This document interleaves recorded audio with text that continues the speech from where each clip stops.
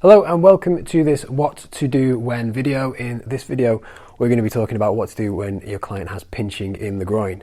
Like all of these videos, there could be an absolute plethora of reasons why your client has pain. However, these are just exercises that you can try that, if done correctly, can have a positive effect to improve the training and just give you a solution to use there and then. So what we'll be looking at is, when it comes to pinching in the groin, is that it generally means that there's a lack of stabilization somewhere, and that somewhere is going to be the hip, but then the hip can only do what the foot has the ability to do, and vice versa. So basically we need to do something that's going to marry the two of these together into a movement which will improve the hip's ability to stabilize as the pelvis moves around it. If none of that makes any sense, don't worry, just do this exercise.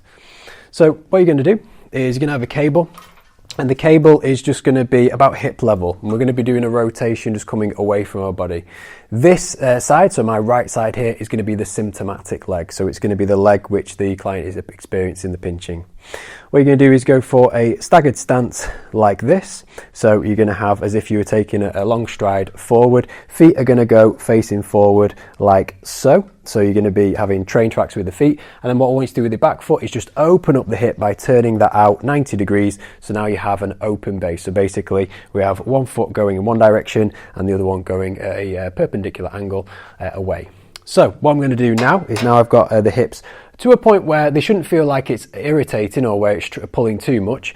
But what we want to do is drive the knees out, and you're going to have the knee on the problematic side over the toe. So we want to look at how it is able to stabilize in that position going outwards. And all you're going to do with a nice lightweight on the cable is just going to breathe in and rotate away from the foot. So we're going to breathe in like so and back.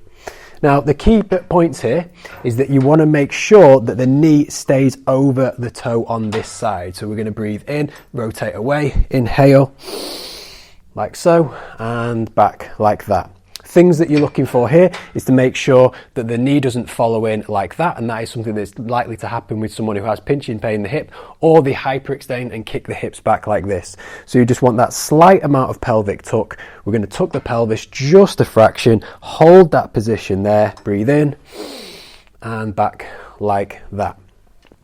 Now with the cable, where you stand makes this easier or difficult in a very multi-dimensional manner. So in other words, as this rotates round in this direction, this is now getting easier because the cable is closer towards me. It's harder the further away the cable is.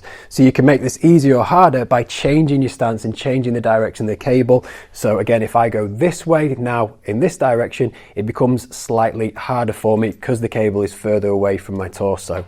That is something that is really important to remember, because when you're doing this with clients, they may find it harder based on where they are in space in relation to the cable. So that's mindful. Closer the cable is to them, the easier it is.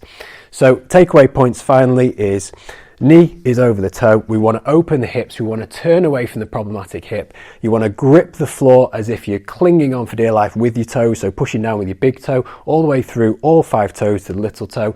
Weight distributed nicely and evenly through the foot. Breathe in as we rotate, and doing anywhere between 10 to 15 reps as we move through this. Cues that you want to hear, or things that you want your clients to say, is I can feel this in my glutes, I can feel this in my core or abs, or I can feel this in my calf. Any one of those 3 is good.